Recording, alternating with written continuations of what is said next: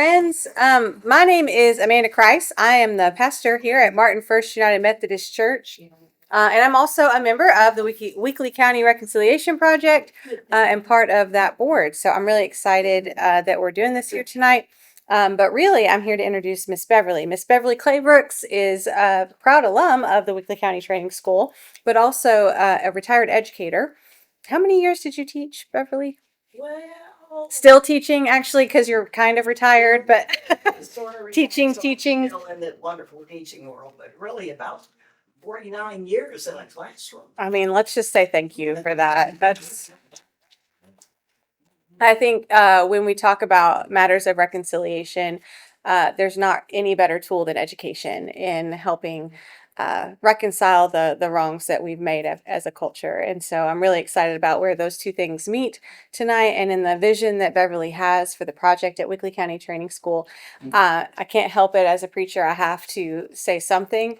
And I was thinking about that scripture about whenever Joseph is thrown into the pit by his brothers. And if you know the whole story about Joseph, things turn around for him. And there's a line at the end of Genesis where God says to Joseph, "What they meant for evil, I did for good." And I think about the story of segregation and the ways that that has manifested even here in Weakley County. And the fact that Weakley County Training School is an artifact of segregation in this community. But what Beverly wants to do, her vision for the way that what was meant for evil could be used for good, is so exciting to me. So without any further ado, Beverly, come on up.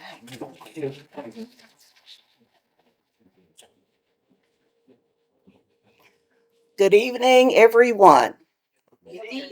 So happy that you could make it. And I'm always excited when I have the opportunity to speak on Weakley County Training School. Quite the history it does have, quite the heartbreak it carries. But boy, the redemption is what we're so proud of. And I kind of got teary eyed as you spoke about Joseph, and my mind just started to go through so many things that I have gone through personally in trying to restore and get this project going. But thank God it's on the way. So this evening, it is my privilege and honor to talk to you about Weakley County Training School. And I have some pictures here that I would like for you to look at when you have an opportunity. Now, this particular picture here was taken before it became a high school. So, and my mother kind of jotted down a few of the people's names on the back, and I only found this picture probably a couple of years ago. So I am grateful that I didn't throw away stuff. That's one good thing. So prior to 1942, no Black students were allowed to attend any high school in Weakley County. Therefore, to attend high school, Black students had to travel outside the county, which made it quite impossible for the majority of those students to earn a diploma. So in 1942, Mr. R.A. Stewart changed that. Through the efforts of Principal Stewart and his staff, the Weakley County Training School was established, and it was focused on building and supporting foundations for African American students to prepare for college. Now, there were many principals that came later that did outstanding jobs. There was Mr. D.E. Henderson, Mr. A.P. Nunn, and of course, Mr. H.T. Connor Sr. By 1966, more than 150 students had graduated from Weakley County Training School. The success stories of these students are unbelievable. Why would they be unbelievable? Because of all of the obstacles that they endured. And there were many. So my parents moved. I started school in Michigan, Lansing, Michigan. And my parents moved here because my grandfather was ill. So, of course, I had gone to integrated schools. I attended Lincoln Elementary School, and when I went to kindergarten, I could already read and everything, and they just promoted me right along. And so I was the youngest one in my class when I reached Weakley County Training School. But boy, what a shock that was. Now, can you imagine this 6 year old kid coming from Lansing, Michigan? My school is around the corner. I could walk to school and having to go way over on the highway to this building.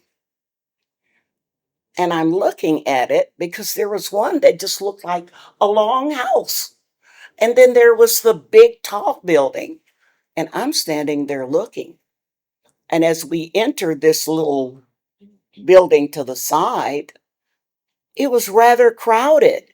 It didn't look like the halls of Lincoln Elementary because there was more than one class in a room. And that was news to me. There was actually stoves in the room. Well, they had to have heat. So of course there's stoves. But had I ever seen a stove? No. So I didn't know what that was either. So I'm a pretty frightened kid. And then I used to have this real thick northern brogue.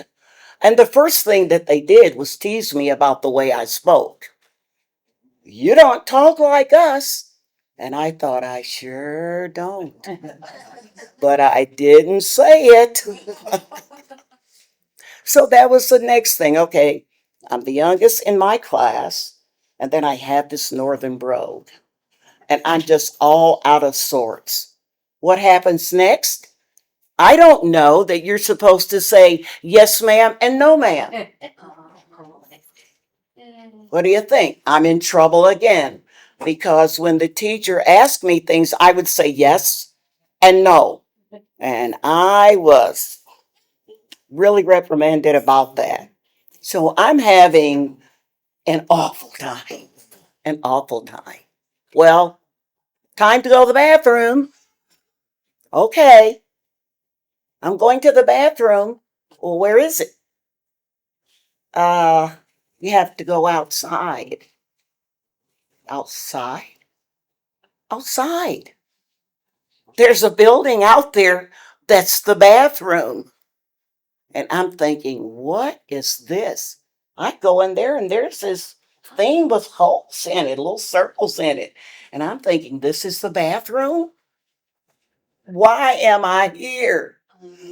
What are my parents doing to me? It was rough. It was rough. But fortunately, I only got to stay there for a year. And then the new school opened on North Macomb. How wonderful that was. A nice, new, clean building, inside bathrooms, all that sort of things that kids don't think about. Of course, it's going to be a bathroom, just where is it? But they were inside, actually. Now, the bathroom at my home was inside. Because my parents, I didn't know, but they owned a home in Martin. So I wasn't at all prepared for that.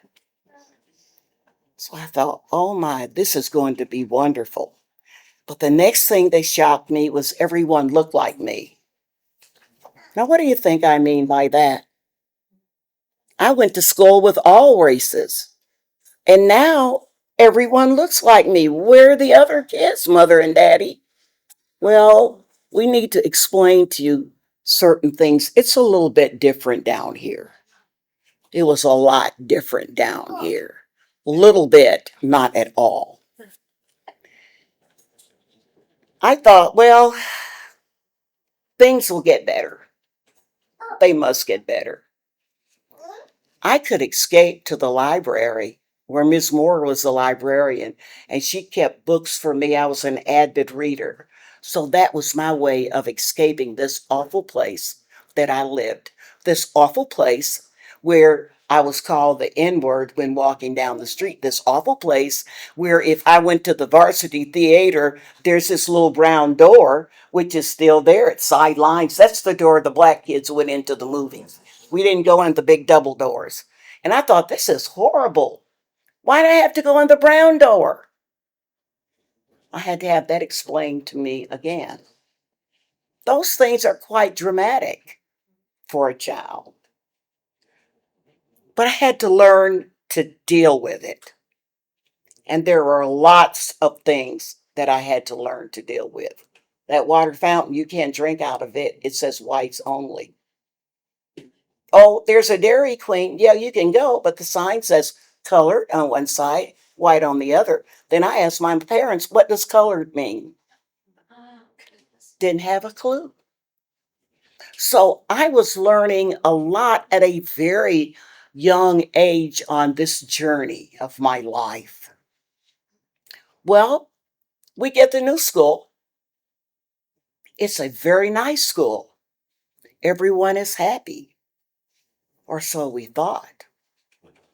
When we got our textbooks, well, they were used. They were tattered. They were ragged. Because the white students in Martin and Weakley County got the new books and we got their hand-me-downs. Well, my mother, very intelligent lady, and my father was too. My mother would just sort of tell you like it was about things in a very Christian manner. And when she had been a teacher at one time, and then when we lived in Lansing, she had been a what we call now a pediatric nurse for Dr. Bob Skinsky. So we moved here, and now my mother has become a maid. My father was a contractor and foreman in Lansing, and he had to go work at a milling company, and you can imagine what their salaries were. So my mother looked at those books and she said, not going to happen. This is not going to happen. So, she became president of the PTA. And then it was on. It was really on. I guess I should call this Johnny Caldwell versus the Weakley County Board of Education. She, along with other parents, went and they started making demands. How do you expect our children to succeed in this world having no privileges and no equality at all? What do you think they're supposed to do? There are pages torn from some of these books, and you give them to us, and we're supposed to appreciate that? Well, they won. We got brand new books the next school year, and we were the happiest children you could imagine. Our teachers were a different breed of teachers. Well, we went to church with them. We went everywhere with them. It seemed like everywhere you went, you would see your teacher. And that was a good thing because the school and the church were so connected. We were one. Boy, we could use some of that now. They were so connected. So if you got in trouble at school on Sunday after church, your teacher would say, Mr. and Miss Caldwell, I need to talk to you. Bring little Beverly. And so you were in trouble. And the thing about parents back in that day, when you got in trouble at school, you're in trouble at home. It was no, I'm going to sue that teacher because they should never scold my child or never correct my child using that tone. Or no, it was like, okay, this is what you did. You're going to apologize to the teacher, and that better not happen again. And that was the majority of the parents. So we knew we had to walk a fine line. And our teachers taught us this. They said, you need to know that you're going to have to work harder, study harder. You must.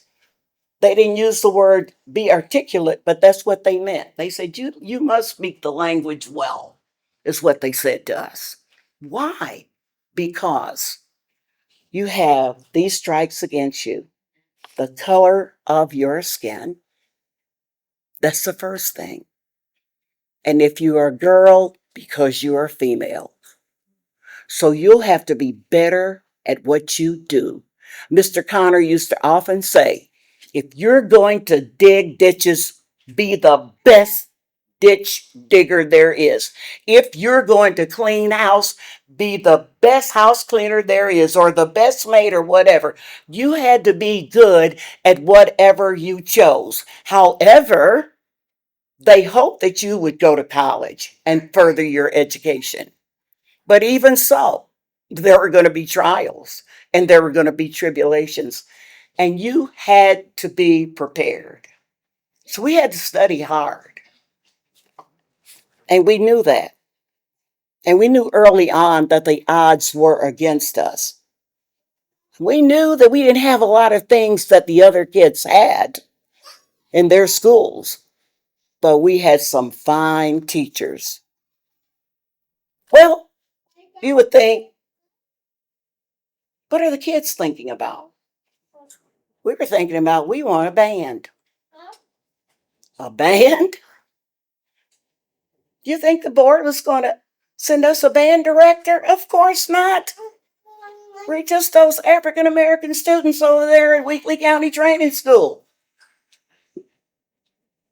Here goes the PTA. Our kids want a band. What are we going to do about it?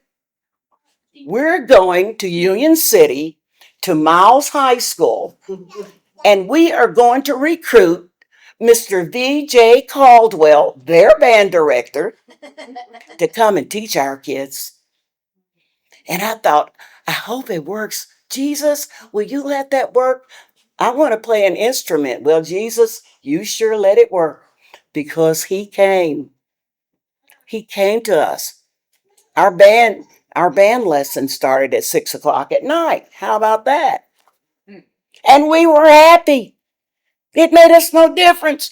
We were going to have a band, a real band, like the other kids have. Well, what about instruments? Hang on a second.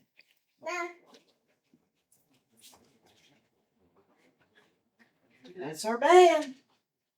That's me, the only girl, standing there in my dress and my clarinet. This was Miss Connor, Dr. Harold Connor Jr.'s mother, Mr. Harold Connor Sr.'s wife. She saved this for me. And she has all of the pioneer members listed on the back of this. Harold Connor Jr., Beverly Caldwell, Gerald Rust, Bob Hogarth, a whole lot of us. And it says the students on this picture performed for our PTA, and they were so proud. Our first performance. But let me tell you how we came about those instruments. We had to buy them. Our parents had to buy them. Can you imagine back then, when you're making probably 50 cents an hour, that you're going to have to buy an instrument? This is my clarinet from when I was a kid. It is old, it is worn out, and I love it. I love my old piece of clarinet. It is falling apart, but my parents worked hard to get this clarinet for me. And it's going to stay with me forever. In a bad shape, that's okay. Because one time I could really play it. And I was proud. And I played the piano in the jazz band, so I thought I was pretty good at things. So they did that. Well, you have this band. You bought the instruments. Kids don't have uniforms. What are we going to do? They're not going to help us with the board. No one's going to help us with that. PTA, here we go. We will order khaki pants. We will dye those pants Kelly green. We will sew a gold stripe down one side, then down the other. We'll make those kids capes. And then all we have to do is raise money for their hats. And they did it. And boy, we were so proud marching in our first parade. We thought that our band looked better than any band in the United States of America. That was so in our hearts. And can you imagine what was going on in the hearts of our parents? There goes my kid. You know, I had to work overtime and I had not to pay that, but I got that hat paid for. You know, and that material was hard to come by, but you know, I babysat 3, 4 more nights and I made enough money to pay for that material for that cake. They were proud. All they wanted us to do was to excel in this world. And they were going to do everything they could to make that possible. And I thank God for them because they went through so very much. As school goes on, what do you think we want to do next? We want to learn to type. I'm going to college. I'm college bound. But I don't know how to type. Harold Jr., he doesn't know how to type. Marshall doesn't know how to type. Lenny doesn't know how to type. None of us knew how to type. Are they going to furnish us typewriters? Nah, we didn't have a typing lab. But there was this salesman that they got in contact with, and he sold Remington Rand typewriters. So guess what happened? They bought those typewriters. And I remember learning to type, and one night I was sitting at the dining room table and I was typing. My dad was standing right there, and my mother was standing right there, and I was just typing. And I had learned to type 90 words a minute. And I looked up at my dad, and his face was red. My dad was very fair skinned, had kind of sandy colored hair and gray eyes, and his face was just red, and the tears were rolling down. And I said, Daddy, what's wrong? Did I do anything wrong? And he said, Daddy's just so proud of you. Daddy is so happy that we were able to get this for you. You'll always be Daddy's angel, Daddy's little girl. And you know what? It makes me want to cry right now because I can see him standing there watching his baby excel, knowing all the things that he and my mother had gone through to provide those things that should had been given to us that weren't, but we got them anyway. And in my heart, I always knew I don't have a choice. I have to succeed. My parents have given up so much for me that I'm going to make it. I'm going to make it. Well, we had something called FHA over there at the Weakley County Training School, Future Homemakers of America. Miss Bernice Royster taught that class, and we learned to sew. Now, I like to play instruments and read books, but I didn't like anything about sewing and not very much about cooking. But anyway, we made our little outfits, and every spring she'd have a fashion show. And our parents would come and sit proudly as we modeled our little clothes. And I was always worried that mine just might fall off, but I made it.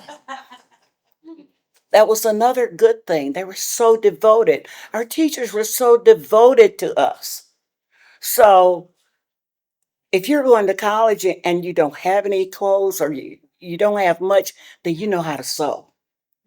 You can get by. You can make it, because we're going to train you how to make it. And that was a good thing. You had to make it up here too. This is so essential.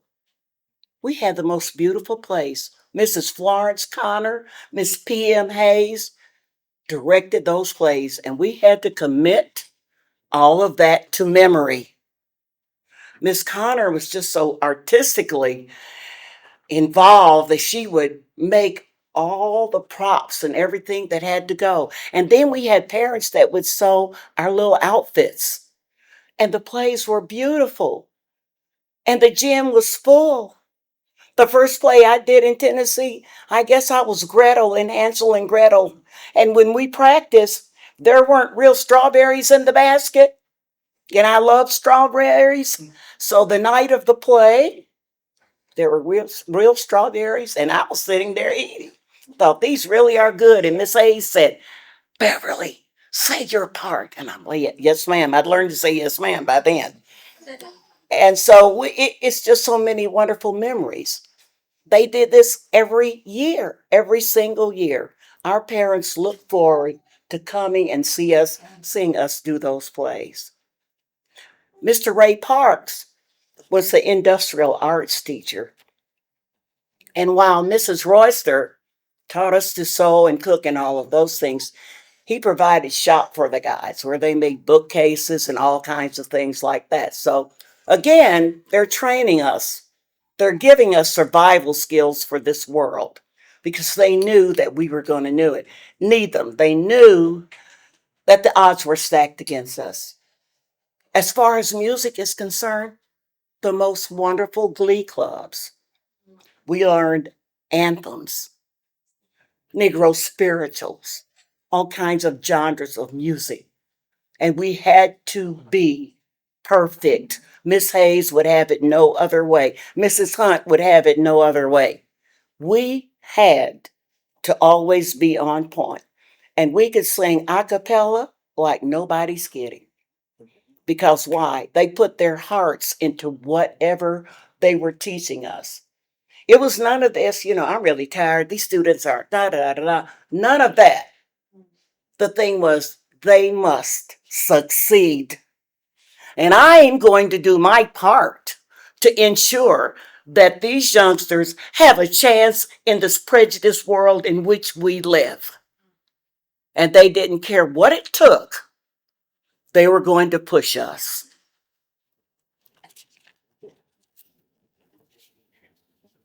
Then there was another thing that bothered me greatly was that we had to attend school in July. That's when everyone's out on vacation and having a good time. We were in school. Well, why was that? Because we had to be out of school at harvest so we could pick cotton. That's terrible, but it's true. It's documented. And there are still folk alive that pick cotton.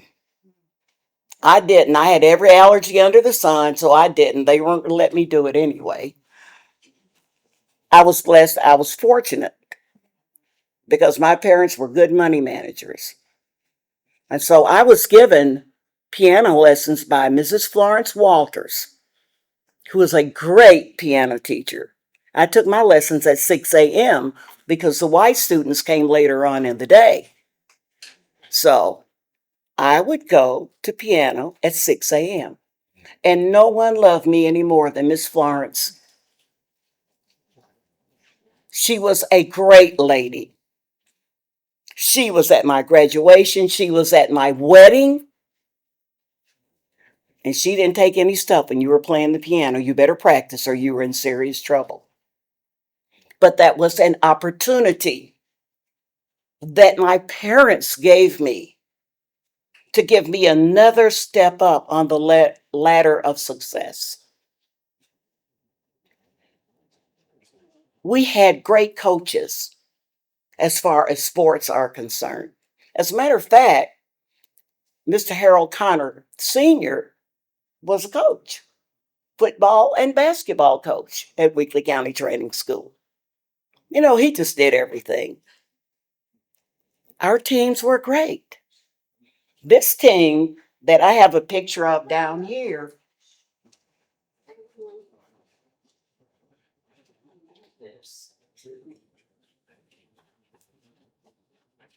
Were Regional 7 champions. And they just recently got their recognition. They won the state tournament. They were called the Bombers, and the girls were the Bomberettes. And if you look on the back, and the coach was John Green. I sat with him at Mr. Connor's event last month. And here is the class of 1965 on the back of this one, and maybe 1966. But this is Coach Green. This is the guy that took our little team. We beat Mary I. Jackson. You know, they thought that they were all that then. Because Mary High was a tough opponent, a school much larger than ours. But we had that grit. We always knew that whatever we did, we needed to succeed at doing it.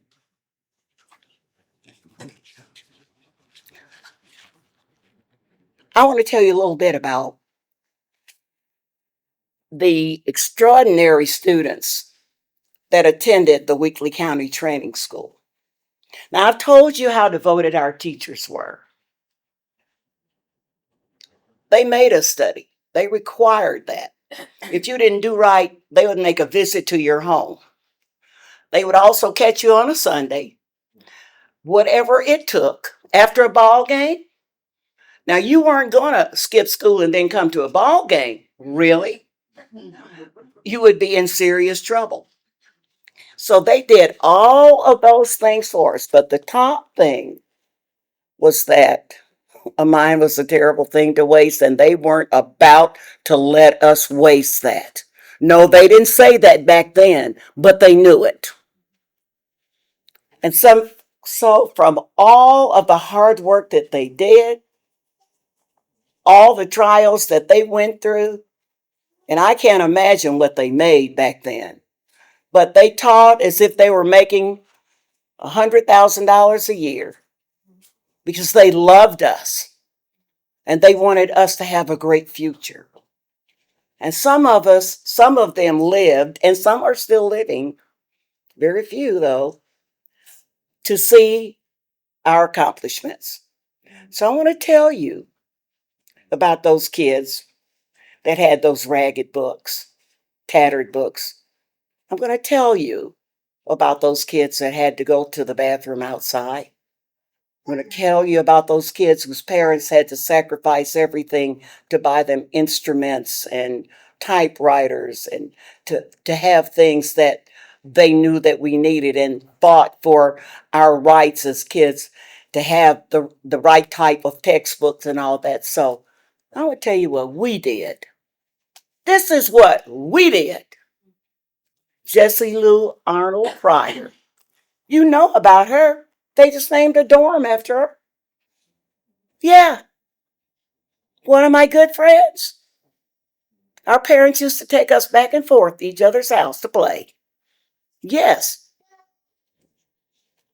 Jimmy Joe Kelso, an anesthetist. Rachel Atkins Freeman. She lives in Cleveland, Ohio. An RN, master's degree in nursing, president of the Black Nursing Council, director of nursing at the VA hospital in Cleveland, Ohio. And at one time, she was a great friend of Congressman Stokes. James Edward Atkins, an executive with American Airlines. Wayne Patton, author and actor. Dr. Judy Patton Flythe, distinguished educator in Montgomery County Public Schools, Rockville, Maryland. She was a member of Alpha Kappa Alpha sorority. Dr. John Wayne Diggs, head of cancer research, Washington, D.C. The sad thing about that, and he was my big brother. He always, when he would come to Martin, he would come and encourage me as a kid and straight on up through my life. He passed of cancer. And he was one of the top researchers. He was the guy that explained to the doctors about the types of cancers. and how they should be treated. I That bothers me yet. Dr. Harold Connor Jr. Now let me find his stuff over here. I've got it somewhere.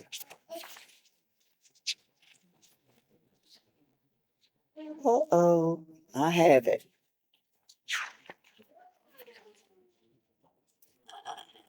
Now, this is our Mr. Connor's son. This is Dr. Harold Connor Jr. Now, it's a book of accomplishments that Harold Jr. has made. So I'm not going to read all this stuff because you can just Google him if you want to know everything he did. Just Google him. For more than 55 years, Harold T. Connor Jr. had a successful career in the nuclear energy enterprise. Now, he was over 3,000 workers for nuclear science. During his career, he worked in all facets of nuclear energy. He was deputy director and vice president of environmental management and enrichment facilities at Lockheed Martin gaseous diffusion plants in Oak Ridge, Paducah, Kentucky, Portsmouth, Ohio, and on and on and on. He serves on the boards of UT Alumni, the Tickle College of Engineering, the Great Smoky Mountains Alumni Chapter of Tau Beta Pi, and the Oak Ridge American Museum of Science and Energy Foundation, which has a room at the museum in his honor. He is a fellow of both the American Society for Engineering Management and the American Institute of Chemical Engineering. And his professional recognition includes the 2005 Secretary of Energy Award of Achievement, the 2014 UT Professional Achievement Award, the 2019 East Tennessee Economic Council Muddy Boot Award, and let me see, and the 2019 Beta Theta Boulay Fatherhood Excellence Award. He was recently honored with a prestigious Management Division Award. Well, he's just got everything going on. And I'm not going to read anymore. Just Google Harold. And you will find out a lot more about him. One of those kids had those tattered books. He played the clarinet too. One of my best friends, my brother.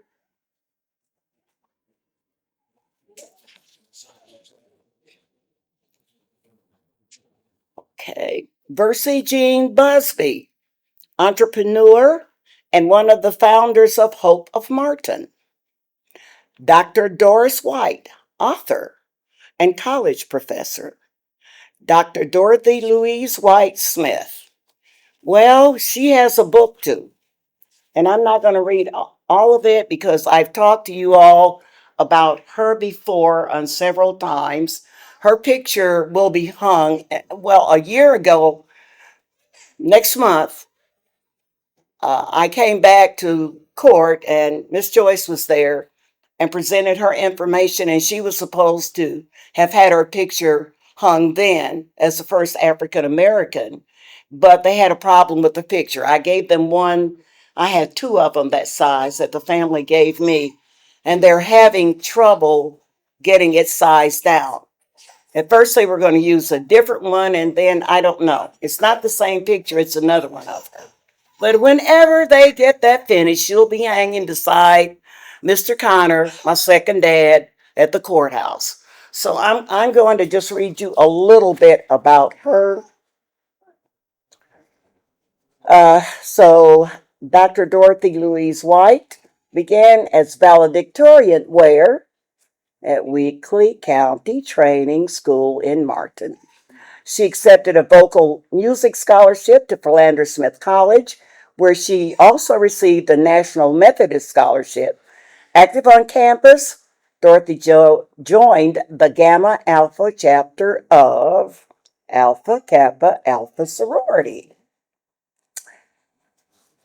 So she has done some magnificent things.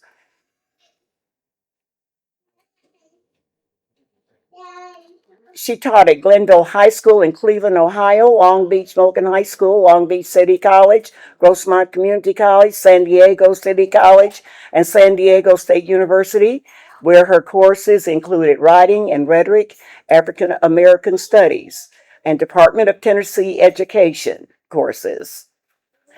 At SDSU, she was the inaugural director of the Aim to Teach program that increased the number of African Americans, Latinos, Native Americans, and Asian American students who completed the teacher credential program at the School of Teacher Education.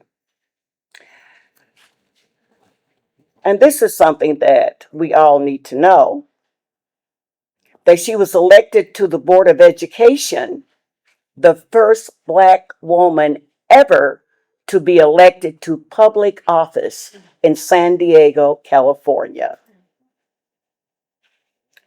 And there is a program that I'm just going to read you just a little excerpt from. And I have, if you want to read about her, I brought some of these that you can take home and read because it's a book, trust me. But one thing that she did was a program that she developed.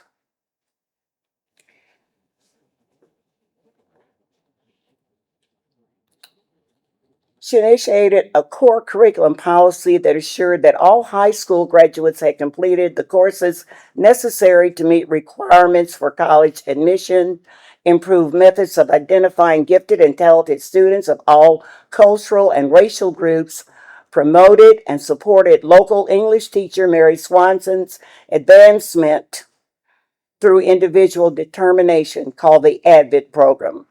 And that was created to motivate and assist students in developing skills to be college ready. She also influenced the board to expand ADVIT from just one school to every school in the district. The Success ADVIT launch was eventually adopted statewide, and she later served as a board director for the Dana Foundation to advocate for dissemination of the ADVIT model nationwide, where it now impacts millions of students in over 7,000 schools. Weakley County Training School. Darlene McDonald Patton, pharmacist. Vera Shanklin, principal, Wooddale Elementary School, Lafayette, Louisiana. Johnny Shanklin worked for Bell Systems and AT&T for 40 years, the last 30 in management. And then I'm going to tell you about a couple of men. Well, then I'm going to tell you a little bit about me. My last presentation, there were some ladies that walked up to me and said, "You talked about everyone else, but you never said anything about yourself. We don't want to know what you do, who you are." So I brought a little something tonight. It'll tell you a little bit about me. The person I want to talk just a little bit about now is William Thomas. Well, he graduated from Westview, attended UTM, played football, and then joined the U.S. Army 101st Airborne Division. He served at Fort Campbell as a military policeman and later on as an investigator. He attended the U.S. Army Flight School. He flew helicopters and airplanes in Europe, Latin America, Africa, and the Caribbean. And he just retired.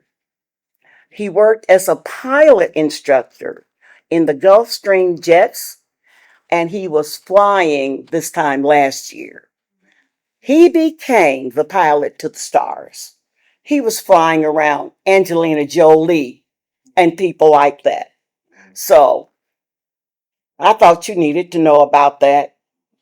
He's still a product of Weakley County Training School. William Brent.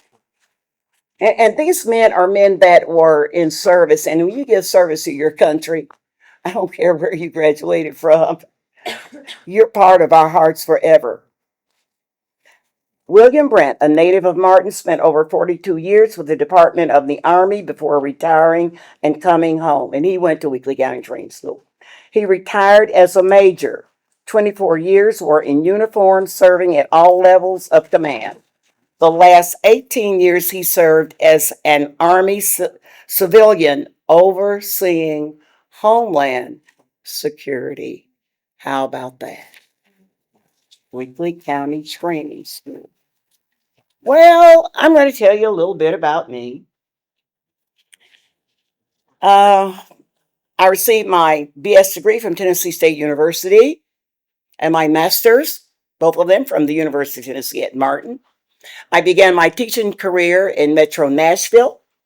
I taught at Carter Lawrence Elementary School, which was a school that Ford Foundation had adopted. It had levels and no grades. It was a multi-million-dollar program that I was teaching in where they only had the best teachers. I hadn't taught, and I'll tell you how I got there because of Weakley County Training School. I had graduated from college, graduated June 1st. I was in love, got married June 21st, which was on a Father's Day. Still can't figure out how I did that to my daddy. And we moved back to Nashville because that was Walter's home.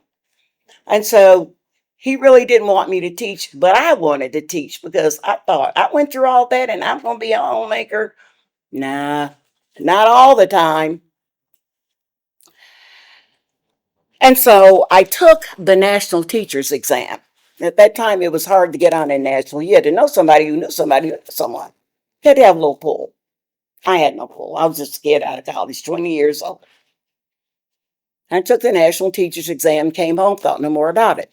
And my phone rang one day, and the guy told me that he was from the Board of Education. He said, "Are you Beverly Clay Brooks?" I said, "Yes." He said, "I need you to verify your scores on the national teacher exam." And I said, "Yes, sir." And I went and got my little card and I came back and I told him what the score was. He said, "That's exactly what I have. Young lady, if you want a teaching position in Nashville, we want you." Now, how did that happen? This kid that graduated from Weakley County Training School. And that's how I began my teaching career at this school where all these were great teachers.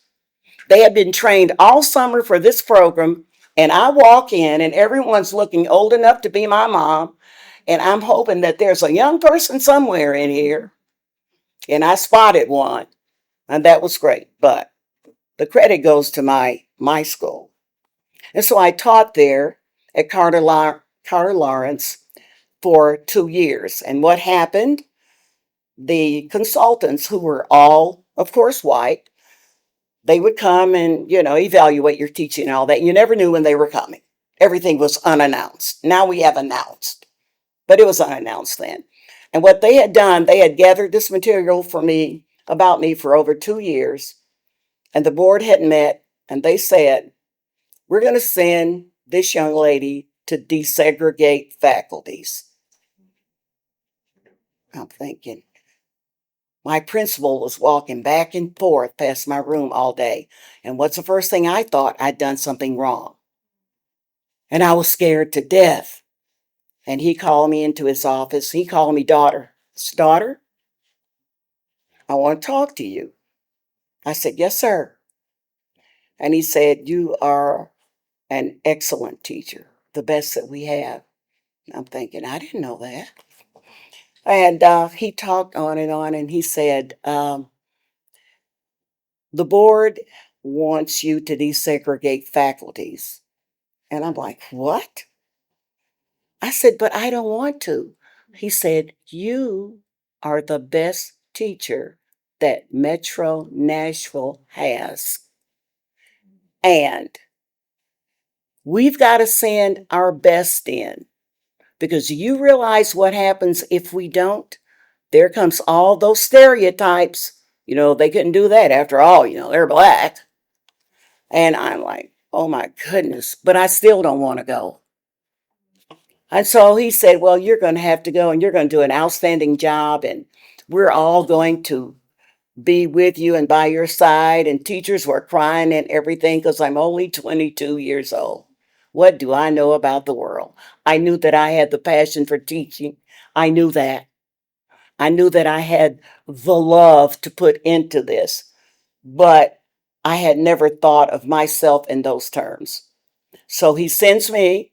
They send me to Turner School on Nolensville Road, low income, all white faculty, no blacks anywhere at all, but the janitor. And the first day they threw a brick through my window.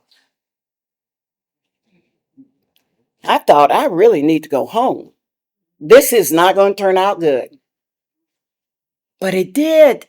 It was the best teaching experience ever. Those little ladies huddled around me and they loved me and they encouraged me and they took care of me, and I was part of the crew. I was the only little brown kid there, but I was part of the crew. And all the parents in my classroom called Mr. Omer Wright, who was the principal of that school, and asked them to take our kids out of that N-words room. And he said, the only way your kids will be removed from Mrs. Claybrooks' room is that you remove her from this school. He didn't tell me that in the beginning, and I'm glad he didn't. But at the end, he told me, he said, all those parents called and said that was the best year their kid had ever had in school. And once again, I said, thank God. And so, do you think that ends there? No. I'm happy at Turner School. Then they decide I have to go to the wealthy area.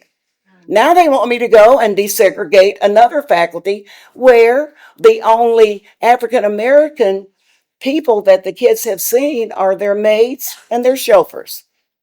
So it went off great there. I won't go into details because it takes too much time, but that was a wonderful experience. It did not start off great because the principal looked at me and said, oh, you this little hotshot black teacher that they say is so smart. I had a white girl I wanted for this position, and if you're that good, you'll prove it to me. That was the opening statement from the principal. And I looked at her and said, I'll do just that, ma'am. Guess what? I did. And when I decided to leave, she cried. She didn't want me to go. So I went from there to Sharon Elementary, then Fulton County Elementary Middle School. I've been an adjunct professor of education at UT Martin, a consultant for the Tennessee Department of Education, a presenter for Head Start pre-service training at a technical institute in Memphis, Tennessee, a SACS accreditation evaluator, few things. I've got Heartland's Best Teacher, the best teacher in the state of Kentucky, Making a Difference Award, Teacher of the Year, Outstanding Performance in the Governor's Academy for Teachers as Leaders, Distinguished Educator Award. I was chosen to teach for Sir Isaac Pitman of England, and just a lot of stuff. And I am a member of Alpha Kappa Alpha Sorority. Y'all have heard that quite a bit tonight. But that's a little bit about me. Not all about me either, but that's enough about me. So I hope that you could kind of see through my eyes what life can be like, and that you can rise above it. You can rise above it.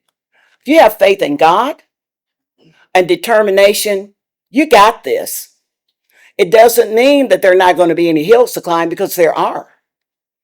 There are going to be lots of hits that you will take in your life. But I'm going to stand tall. Even in my old age, I'm still standing tall because I have God on my side. And that leads me into my project. So I'm going to talk to you now about the building. I've talked about the people in the building and what they did and their legacy. And there were far many people than I talked about. You'd be here all night if I talked about all the success stories. But I'm a teacher, so I know attention spans, and I know they're going to wear out here in a few minutes. So I've got to move pretty quickly.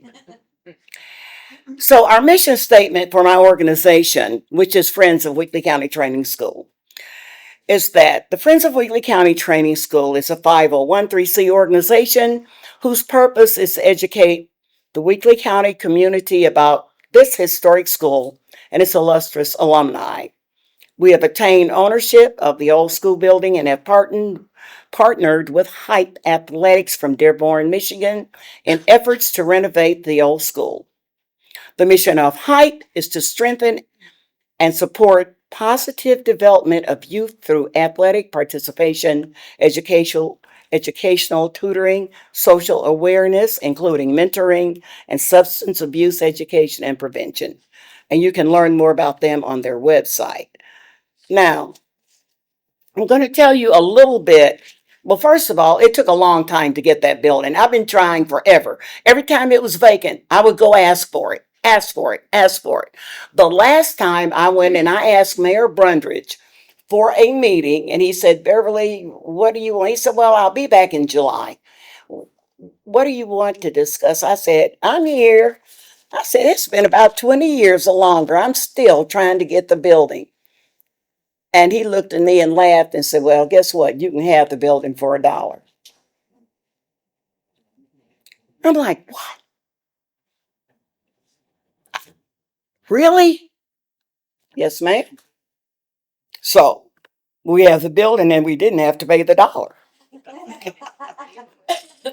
We also worked with, we call them the Karens, Karen White and Karen Elmore from the university on a project entitled Humanities Tennessee's Neighborhood Story Project.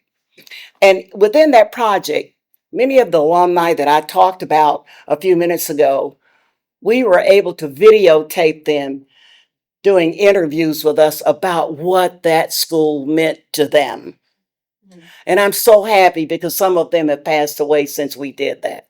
But I am so proud of that. So the mayor says I can have the building, and then I go back home to Lansing to my family reunion, and I tell my nephew, I said, oh, Jimmy, I finally got the building. We've got it, and we've changed the name of our organization, and da da da da da. And he's listening to me, and he said, Aunt Beverly? I said, yes, that's what I do. Be at Dearborn, Michigan in the morning at 8 o'clock. I want you to meet Ali Sahad because that's what he does. And I want you to tour that building. I said, what? And Jimmy calls me mother too. So when you meet him, he'll call me mother rather than Aunt Beverly. So mother, Aunt Beverly, I'm saying one. So I went to Dearborn, Michigan, and I was there at 8 o'clock in the morning, and I met Ali Sahad, who took me through this beautiful building that had everything for kids. And he now calls me Aunt Beverly. And he says, this is what I do. I go into low income areas because I want all children to succeed. And I'm like, well, okay, listen, I need you to come to Martin. Martin? I said, yes. He said, I'll be to Martin. Look at the newspapers over there. You'll see he came. He's been here. Back and forth, back and forth. He is absolutely amazing. So that's how we actually got started. Now then, what is this building going to house? If this was a microphone or a camera, I have turned it all the way around. Okay. We're going to have a banquet and event center, 2 full basketball courts, 2 gyms. One will be named for our own Mr. Connor Sr. The second one will be named for Mr. Nathaniel Holmes. So we're going to have 2 gyms. Brings back memories, doesn't it? Yeah, makes you happy, doesn't it? We're going to have a fitness center.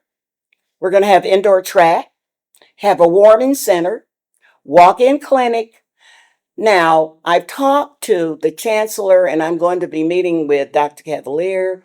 And what we're hoping for is to be able to house part of UTM's nursery school in that building. I know that it's tight there now, and this building is going to be humongous.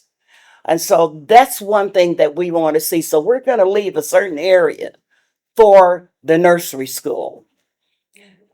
We're going to have a storm shelter, a commercial kitchen, 6 classrooms. I'm all about learning.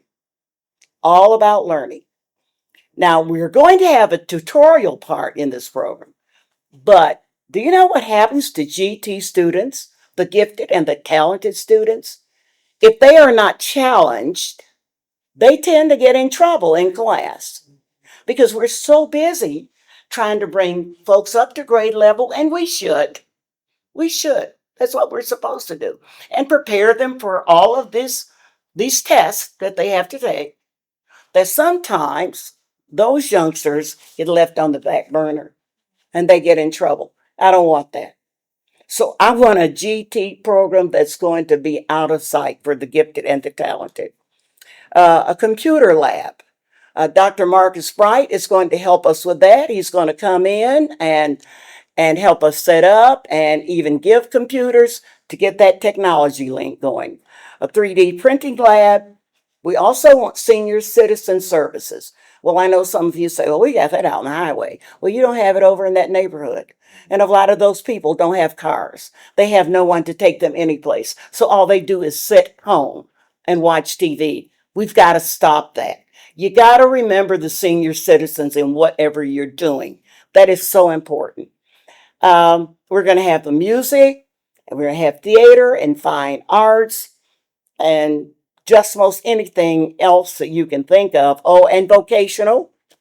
We're going to have tech training rooms for wood, carpentry, iron, metal shop, electric training, all of that. We're going to have a library.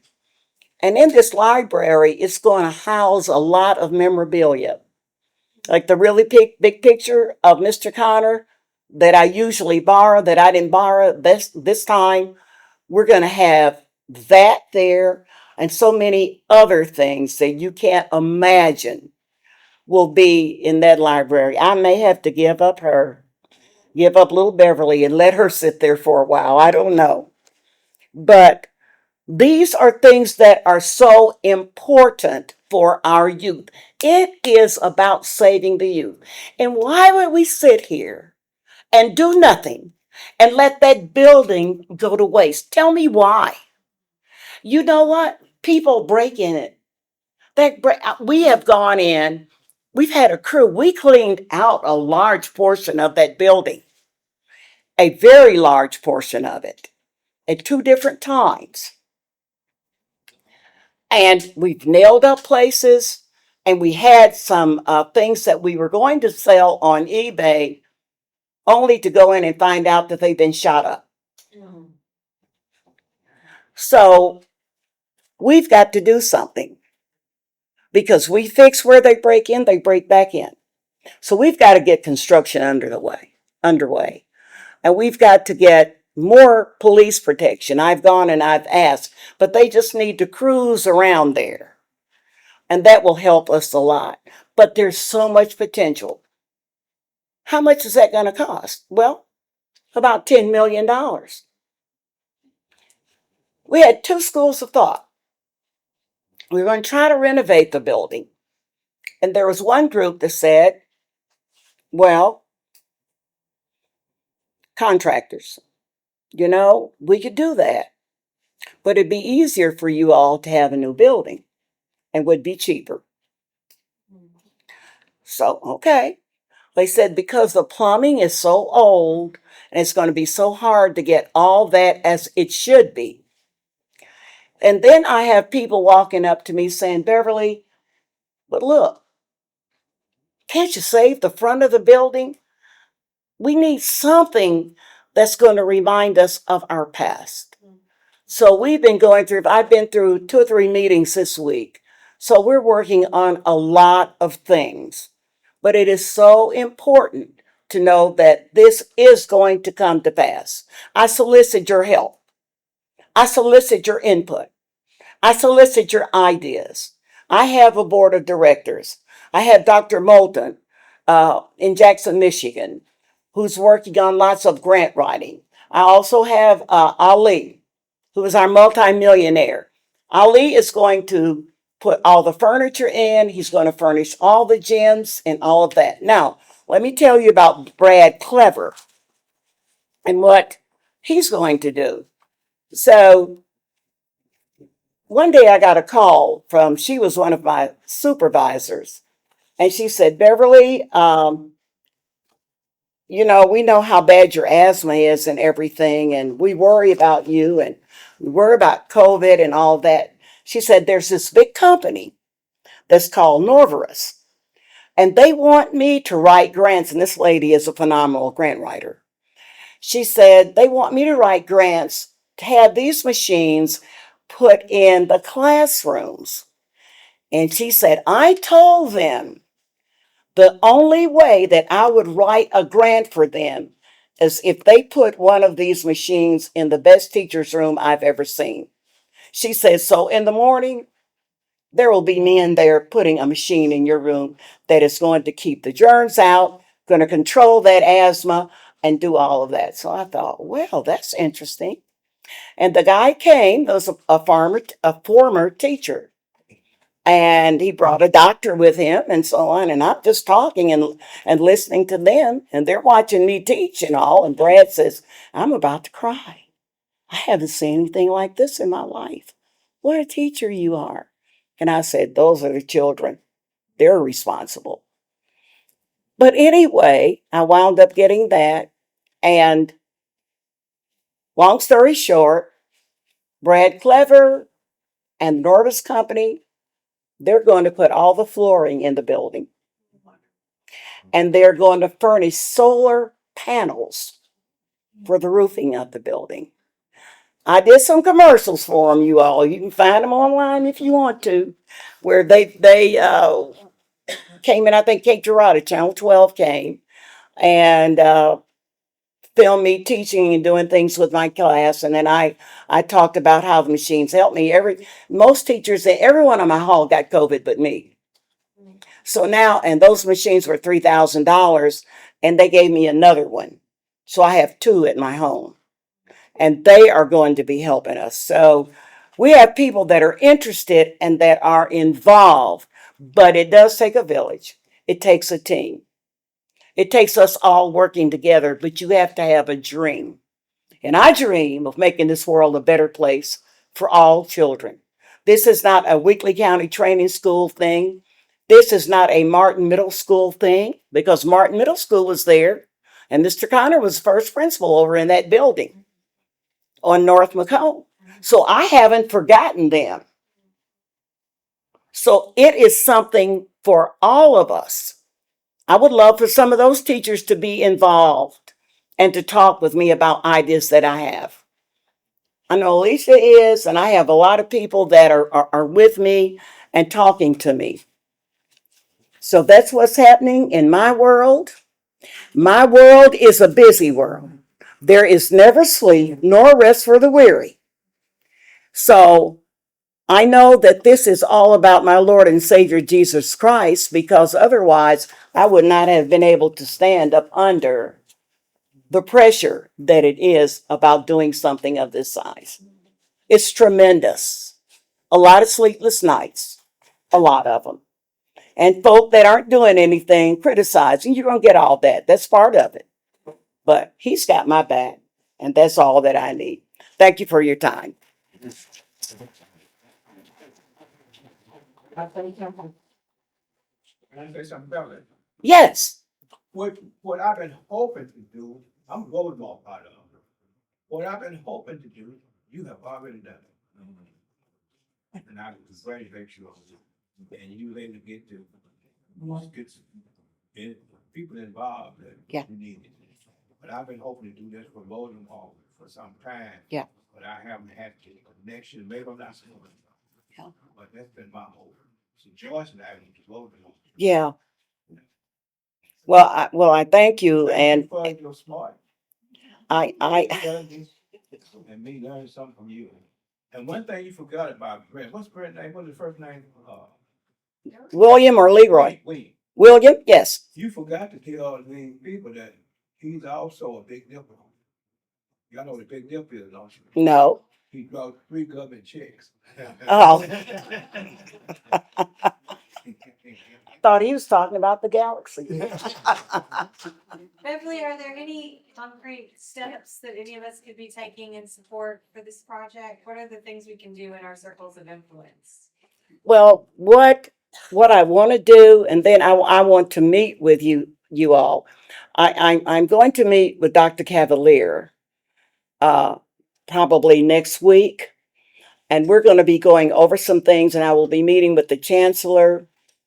After those meetings, I want all of us to come back together, even with more people, and my people will be flying in. And let me tell you why they're not here tonight. Did I do that already? I didn't. Well, there's a death in my family, and I really didn't want to do this. I wanted to go to Dayton, Ohio. It's my first cousin, my mother's sister's daughter. So, but I gave you guys my word, and that means something to me. And I know that this is information that you all wanted to hear, so I'm here. So, Jimmy is in Ohio tonight. He was here in August and he was coming back. And when I talked to him, I said, no, go take care of the family. Okay, I've got this. And Dr. Moulton, the chancellor, is ill and he is filling in for him. So he's at a convention. Those were the two that were supposed to be here. Now, Ali Sahad, you have to let him know they were the two that were going to come this time. And then Ali was on the next one. His schedule is so busy and he's putting up these buildings everywhere that I need to let him know exactly when to come, like a month in advance. And he's already been here a bunch. Like I said, if you look at the papers, you can see that. It's facts, and he's been here. So what I want to do is get these folk together, get all these ideas smoothed out, and then we meet again and go to work. Because we're going to be doing different things. And when I set us down for this, everything has to be concrete and in place. I don't want any of this, any of that. It has to be right. So that's what I intend on doing. After I meet with these people, we'll come back together.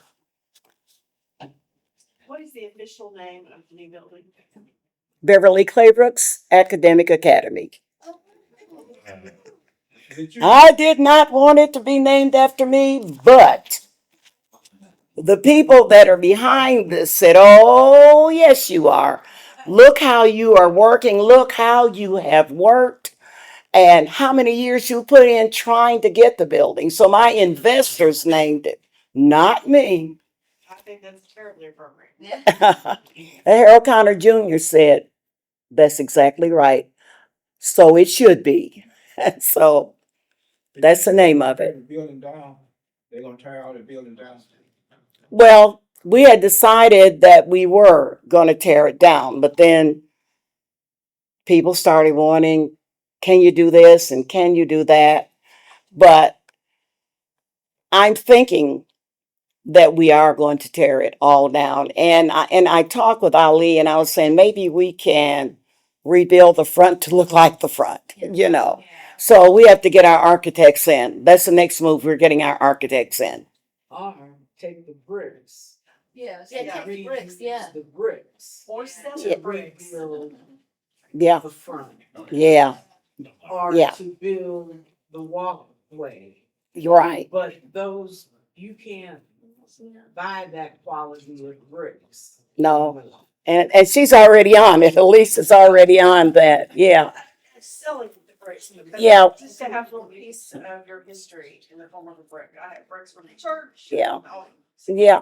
But anyway, that might mean something to people, you know. Right. And we are doing, one of our fundraisers already is that, we're buying bricks, so much like they have over in the student center, where people are buying bricks to go on the inside wall of the building. And we already have that project going on. So we'll talk. And those bricks are, well, actually, if it was, say, a husband and wife that went there, it could be that she wants her name on a brick and he'd want his name on a brick. If you do it that way, it's 500. If you do Mr. and Mrs., then it was 250. We try to think about the money and how people are financially, because really our investors wanted them to be higher. And I said, no, I don't think so. I said, because with the way the economy is, I want their names to be on there. So I think we should make it affordable. Now, is that just for the Weakley County Training School or for those of us that came in as? No, that's for Martin Junior High, and it's for both of those schools. Yes, it's for Martin Junior High as well as Weakley County Training School. Yes, this and I'm so glad you guys are here because I need the message to get out that it's not Weakley County Training School, it's our school, and Martin Junior High was so much of the fabric of that building, and that has to be represented. So it's all of us in this together. So we're not going to leave that out. Yes, ma'am. Their names are going to be on there also. Yeah, right, right. Emily, I Yes. was going to suggest you talk to some of the folks that were on the Martin Library Committee, like Nick Dunnigan headed that up. They had all kinds of ways that you could give, like if somebody, a large donor might want to have a room named after them, you know? Yeah, There's all kinds of, levels of giving. right. I think you ought to talk to somebody on that group because I will. They raised a lot of money to get that I will. library built. I will. We already have one room named, and that's for Dr. Dorothy Louise White Smith. But yes, ma'am, I will definitely talk to him. I will do that. And write my number down so if you all get ideas, just call me, or you need me to call a call meeting, call me. 731. Y'all remember the phone books when all you had to do was look up a number? 819 6347. 731 819 6347. What's your last name? What's your last name? Playbooks. Oh, Yeah, I'm Nikki's mom. yeah, I know. Yeah. Yeah, Facebook. I go by that a lot. Nikki's mom, Carol's mom. Oh, that's Christy's mom. I hope that I was able to have you all know some of the trials that we've gone through and how we became overcomers and how we had the thirst for knowledge and we always knew that we had to be on point. When were the schools integrated here? 66. 66. Yeah. The last class graduated in 66, and that's when Did you go to school with Wayne? I heard you mention Wayne's name. He was, Wayne Patton, yeah. good friend of mine, Judy. I went to school with Judy, Wayne. Wayne passed away. Yes, he John passed still away. lived. Yes, John's still living. Money. And Judy, of course, passed away. Yeah, I heard that. Yeah. She and I were very close. Yes, so those were my friends. Yeah. So you know John too, huh? Oh, yes. Oh, yes. Since you've recorded this, are you gonna make it available? Because the first part where you're explaining everything you went through, you've heard the stories, but when you hear it from somebody it Yeah. just really makes it, I've been through all the museums, but to hear you Yeah. talk about that in your own words, I'd love to be able to share that. It's gonna Okay. be It's on the Weakley County, YouTube page Okay. and there will be a link from on Facebook. the Facebook page and on the website. But we can send it in through the church email too. Because I would be able to share that with my classmates too. I mean, Yeah. our whole bunch. Yeah. Yeah. Since we're all together. But be sure and let them know that they are a part of this and have always been. Because to me, you can't have one without the other. And as I have reminded some people, you've got to remember that Mr. Connor was first principal over there. Yeah. So any more of anything? Can we just give Beverly some appreciation? Thank you. You are a story of redemption. Thank you so much for sharing your personal experience and for the vision you're casting so that people don't experience an experience like you did at the beginning. For any reason. Thank you. Okay. Like the song says, we shall overcome.